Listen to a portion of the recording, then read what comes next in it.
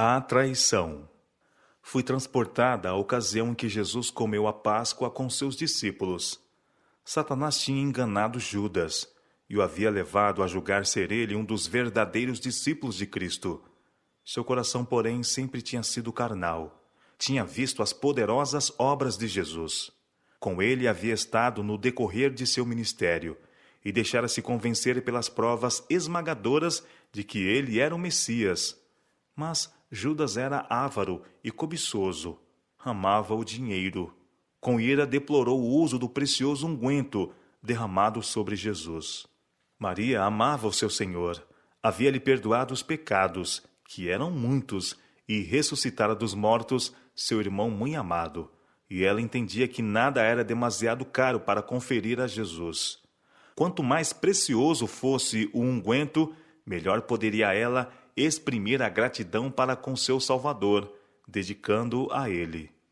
Judas, como desculpa de sua cobiça, insistia que o unguento poderia ter sido vendido e dado aos pobres. Mas não era porque tivesse qualquer cuidado dos pobres, pois era egoísta e muitas vezes se apossava para seu próprio uso daquilo que era confiado ao seu cuidado para ser dado aos pobres. Judas fora desatencioso ao conforto de Jesus e mesmo às suas necessidades, e para desculpar sua cobiça, muitas vezes se referia aos pobres. Este ato de generosidade da parte de Maria foi uma repreensão incisiva à sua disposição para a cobiça. O caminho estava preparado para a tentação de Satanás encontrar fácil recepção no coração de Judas. Os sacerdotes e príncipes dos judeus odiavam a Jesus, mas multidões se juntavam para ouvir suas palavras de sabedoria e testemunhar suas poderosas obras. O povo se achava agitado pelo mais profundo interesse e ansiosamente seguiam a Jesus a fim de ouvir as instruções deste maravilhoso mestre. Muitos dos príncipes creram nele, mas não ousavam confessar sua fé para não acontecer que fossem expulsos da sinagoga. Os sacerdotes e anciãos decidiram que algo se deveria fazer para desviar de Jesus a atenção do povo. Temiam que todos os homens crescem nele.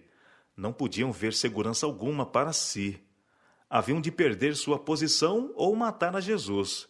E depois que o matassem, haveria ainda os que eram monumentos vivos de seu poder.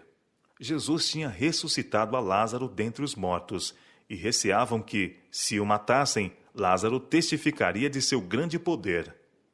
O povo estava se aglomerando para ver aquele que tinha sido ressuscitado dentre os mortos, e os príncipes resolveram matar Lázaro também e abafar assim a excitação.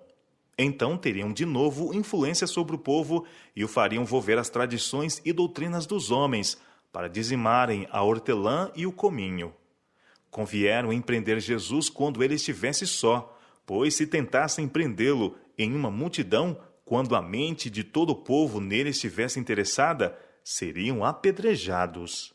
Judas sabia quão ansiosos estavam para obterem Jesus e ofereceu-se para traí-lo aos príncipes dos sacerdotes e anciãos, por algumas moedas de prata. Seu amor ao dinheiro levou-o a consentir em trair seu Senhor às mãos de seus piores inimigos. Satanás estava operando diretamente por intermédio de Judas, e em meio da cena impressionante da última ceia, o traidor estava imaginando planos para entregar seu Senhor. Jesus tristemente disse a seus discípulos que todos eles naquela noite se escandalizariam nele. Mas Pedro ardorosamente afirmou que, ainda que todos os outros se escandalizassem, ele não se escandalizaria. Jesus disse-lhe: Satanás vos reclamou para vos peneirar como trigo. Eu, porém, roguei por ti, para que a tua fé não desfaleça. E tu, pois, quando te converteres, fortalece os teus irmãos. São Lucas capítulo 22, versos 31 e 32. Eis Jesus no horto com seus discípulos. Com profunda tristeza, mandou-os que vigiassem e orassem, para que não caíssem em tentação. Sabia que sua fé deveria ser provada e suas esperanças iludidas, e que necessitariam de toda a força que pudessem obter para um atento vigiar e fervorosa oração. Com fortes brados e pranto, Jesus orou: Pai, se queres, passa de mim este cálice, Contudo, não se faça a minha vontade, e sim a tua. São Lucas capítulo 22, verso 42. O Filho de Deus orava com agonia. Grandes gotas de sangue juntavam-se em seu rosto e caíam ao chão. Anjos pairavam no local, testemunhando aquela cena, mas apenas um foi comissionado para ir fortalecer ao Filho de Deus em sua agonia. Não havia alegria no céu. Os anjos lançaram de si suas coroas e harpas e, com mais profundo interesse, observavam silenciosamente a Jesus. Desejavam cercar o Filho de Deus, mas o anjo comandante não lhes permitiu, para que não acontecesse, ao contemplarem eles sua traição, que o livrassem, pois o plano tinha sido formulado e deveria cumprir-se. Depois que Jesus orou, veio a seus discípulos. Eles, porém, estavam a dormir. Naquela hora terrível, ele não tinha simpatia e oração nem mesmo de seus discípulos. Pedro, tão zeloso fora algum tempo antes, estava carregado de sono.